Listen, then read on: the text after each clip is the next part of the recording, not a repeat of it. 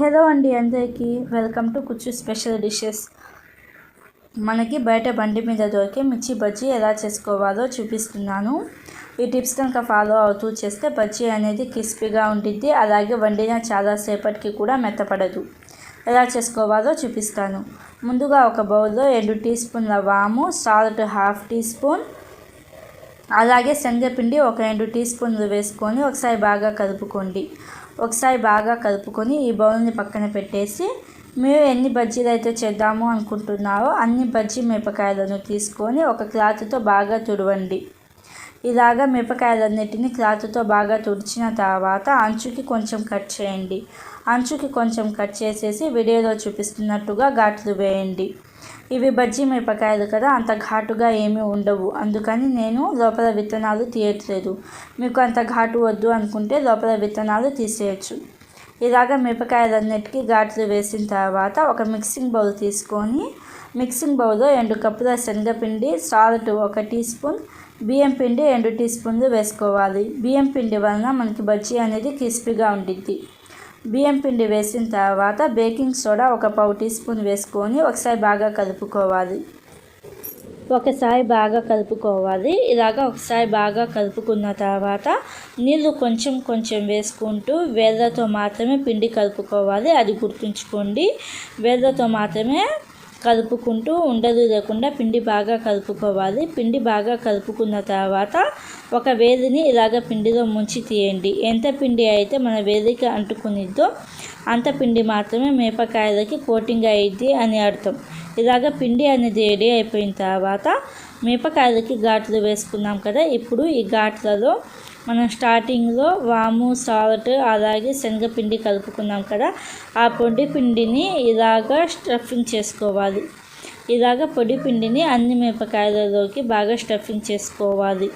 ఇలాగ స్టఫింగ్ చేసుకున్న తర్వాత మిగిలిన పొడి పిండి ఉంటుంది కదా, ఈ మిగిలిన పొడి పిండిని శనగపిండి బ్యాటర్లో వేసేసి ఒకసారి బాగా కలుపుకోవాలి.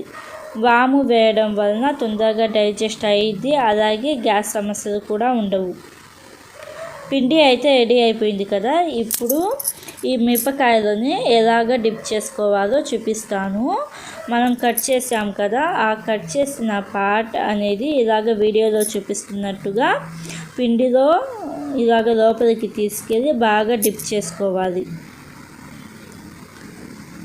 ఇలాగా బాగా డిప్ చేసుకున్న తర్వాత చూపిస్తున్నాను చూడండి. కోటింగ్ అయితే బాగా అయింది. కోటింగ్ బాగా అయింది కదా, ఇప్పుడు ఈ మిరపకాయని బయటికి తీసేటప్పుడు మనం కట్ చేసిన పార్ట్ బౌల్కి తాకుతూ ఇలాగ వీడియోలో చూపిస్తున్నట్టుగా బయటికి తీయాలి.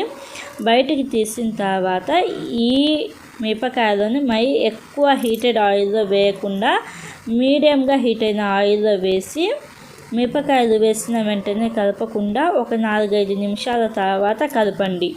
ఒక 4-5 నిమిషాల తర్వాత మంట మీడియం ఫ్లేమ్లోనే ఉంచేసి ఉడికించుకోవాలి. ఈ మిరపకాయలు ఒక 70% ఉడికాయి అన్నప్పుడు బయటికి తీయండి. బయటికి తీసి మళ్ళీ 1 నిమిషం పాటు హై ఫ్లేమ్లో ఉడికించుకోవాలి. ఇలాగా ఈ బజ్జీలను 2 సార్లు ఆయిల్లో ఉడికించుకోవడం వలన మనకి బజ్జీలు అనేవి ఎక్స్ట్రా క్రిస్పీగా ఉంటాయి, అలాగే టేస్ట్ అనేది చాలా బాగుంటుంది. బజ్జీలు అయితే రెడీ అయిపోయాయి కదా, ఇలాగ బజ్జీలు అనేవి రెడీ అయిపోయిన తర్వాత మనం మిరపకాయలకి ఘాటు వేసాం కదా, అక్కడ చాకుతో ఇంకొకసారి ఘాటు వేసి సన్నగా కట్ చేసిన ఉల్లిపాయలు, అలాగే కొంచెం సాల్ట్, సాంబార్ కారం ఉంటూ కొంచెం సాంబార్ కారం వేసుకోండి, టేస్ట్ బాగుంటుంది. సాల్ట్ అలాగే సాంబార్ కారం, చాట్ మసాలా వేస్తున్నాను. మీ దగ్గర చాట్ మసాలా లేకపోతే కొంచెం నిమ్మకాయని స్ప్రింకిల్ చేసుకోండి. ఇలాగ సాల్ట్, సాంబార్ కారం అలాగే చాట్ మసాలా వేసుకొని కొంచెం కొత్తిమీర అలాగే వేయించిన పల్లీలు వేసుకోవాలి. అంతే అండి, స్ట్రీట్ స్టైల్ మిర్చి బజ్జీ అయితే రెడీ అయిపోయింది. చాలా టేస్టీగా ఉండిద్ది, అలాగే వండిన చాలా సేపటికి కూడా క్రిస్పీగా ఉంటాయి.